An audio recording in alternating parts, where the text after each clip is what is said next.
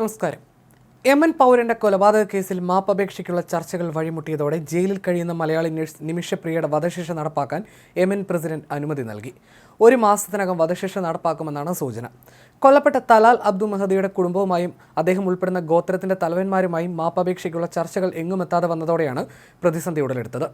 കഴിഞ്ഞ സെപ്റ്റംബറിൽ Indian embassy നിയോഗിച്ച അഭിഭാഷകൻ അബ്ദുള്ള അമീർ ചർച്ചകൾ ആരംഭിക്കാൻ രണ്ടാം ഗഡുവായി $20,000 കൂടി ഏകദേശം 16.60 ലക്ഷം രൂപ ഉടൻ നൽകണമെന്ന് ആവശ്യപ്പെട്ടിരുന്നു.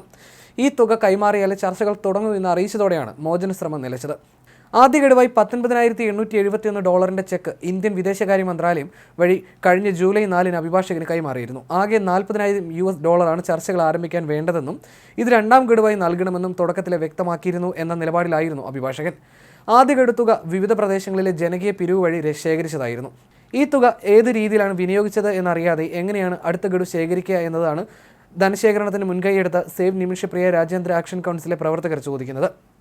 തലാലിൻ്റെ കുടുംബവും ഗോത്രത്തലവന്മാരും മാപ്പ് നൽകാതെ നിമിഷപ്രിയയുടെ മോചനം സാധ്യമാകില്ല. നിമിഷപ്രിയയുടെ അമ്മ പ്രേമകുമാരി യമൻ തലസ്ഥാനമായ സനായിലെത്തിയിട്ട് 5 മാസമായി. സനായിൽ സേവ് ആക്ഷൻ കൗൺസിലിൻ്റെ പ്രവർത്തനങ്ങൾ ഏകോപിപ്പിക്കുന്ന പ്രവാസി സാമൂഹ്യ പ്രവർത്തകൻ സാമുവൽ ജെറോമിൻ്റെ വസതിയിലാണ് പ്രേമകുമാരി ഉള്ളത്.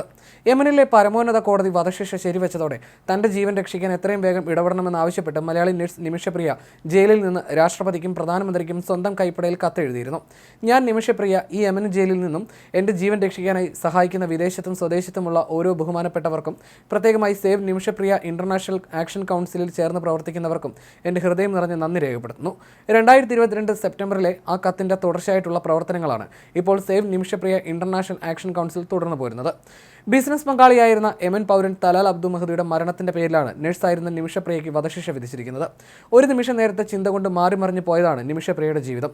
എല്ലാ പ്രവാസികളെയും പോലെ കഠിനാധ്വാനം കൊണ്ട് ജീവിതം പച്ചപിടിപ്പിക്കാമെന്ന പ്രതീക്ഷയിലാണ് പാലക്കാട് കൊല്ലങ്കോട് സ്വദേശിയായി നിമിഷയും യമനിലേക്ക് വിമാനം കയറുന്നത്. കൊടും ക്രൂരത സഹിക്കവയ്യാതെ ചെയ്ത കടും കൈ വധശിക്ഷയിലേക്ക് കാര്യങ്ങൾ എത്തിക്കുകയായിരുന്നു. നിരന്തരം കൊടും ക്രൂരത കാട്ടിയ യമൻ പൗരനായ തലാൽ അബ്ദു മഹദിയെ 2017 ജൂലൈ 25 നിമിഷയും സഹപ്രവർത്തകയും ചേർന്ന് കൊലപ്പെടുത്തിയത്. കൊലപാതകത്തിന് ശേഷം എന്ത് ചെയ്യണമെന്നറിയാതെ മാനസികമായി തളർന്നു. രക്ഷപ്പെടുന്നതിനായി മൃതദേഹം വാട്ടർ ടാങ്കിൽ ഒളിപ്പിച്ചു. കേസിൽ നിമിഷ പിടിക്കപ്പെട്ടു. വധശിക്ഷയാണ് കേസിൽ കോടതി നിമിഷയ്ക്ക് വിധിച്ചത്. ഇന്ത്യൻ എംബസിയുടെയും സാമൂഹ്യ പ്രവർത്തകരുടെയും സഹായത്തോടെയാണ് നിമിഷ അപ്പീൽ കോടതിയെ സമീപിച്ചത്. തലാൽ അബ്ദു മഹദിയുടെ ഉപദ്രവം സഹിക്കാനാവാതെ വന്നതോടെയാണ് കൊലപാതകം നടത്തിയതെന്നാണ് നിമിഷപ്രിയ നേരത്തെ കുറ്റസമ്മതത്തിൽ പറഞ്ഞിരുന്നത്. അതിക്രൂരമായ പീഡനങ്ങൾക്കിരയായെന്നും നിമിഷപ്രിയ കോടതിയെ ധരിപ്പിച്ചിരുന്നു. സനയിൽ ഒരു ക്ലിനിക്കൽ നഴ്സായിട്ടാണ് നിമിഷപ്രിയ പ്രവാസ ജീവിതം ആരംഭിക്കുന്നത്. ഭർത്താവ് യമനിൽ വെൽഡറായി ജോലി ചെയ്യുകയായിരുന്നു.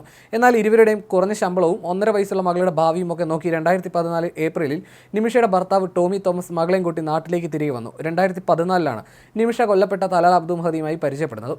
തൻ്റെ ഭർത്താവാണെന്ന് പറഞ്ഞത് ചോദ്യം ചെയ്തത് മുതലാണ് തലാലുമായുള്ള പ്രശ്നങ്ങൾ തുടങ്ങുന്നത്. ഇയാൾ നിമിഷയെ ശാരീരികമായി ആക്രമിക്കാൻ തുടങ്ങി. ആശുപത്രി ജീവനക്കാരുടെ മുന്നിൽ വെച്ച് പോലും മർദ്ദിക്കുകയും തുപ്പുകയും ചെയ്യാറുണ്ടായിരുന്നുവെന്നും നിമിഷ പറയുന്നു. നിമിഷയുടെ പാസ്പോർട്ട് കൈക്കലാക്കിയ തലാൽ അവളെ അവനോടൊപ്പം ജീവിക്കാൻ നിർബന്ധിക്കുകയും ശാരീരികമായി ആക്രമിക്കുകയും തലാലിനെ അനുസരിക്കാൻ ഭീഷണിപ്പെടുത്തുകയും ചെയ്യുമായിരുന്നുവെന്നും സുഹൃത്തുക്കൾക്കൊപ്പം ലൈംഗിക ബന്ധത്തിൽ ഏർപ്പെടാൻ നിർബന്ധിക്കുകയും ഭീഷണിപ്പെടുത്തുകയും ചെയ്യുമായിരുന്നുവെന്നും നിമിഷ പറഞ്ഞിരുന്നു. 2017 ജൂലൈയിൽ മയക്കുമരുന്ന് കുത്തിവെച്ചാണ് നിമിഷ തലാലിനെ കൊല്ലുന്നത്. എന്നാൽ കൊല്ലാൻ ഉദ്ദേശിച്ചിട്ടില്ലെന്നും തലാലിൻ്റെ കൈവശമുണ്ടായിരുന്ന പാസ്പോർട്ട് വീണ്ടെടുക്കുകയായിരുന്നു ലക്ഷ്യമെന്നും നിമിഷ പറഞ്ഞിരുന്നു.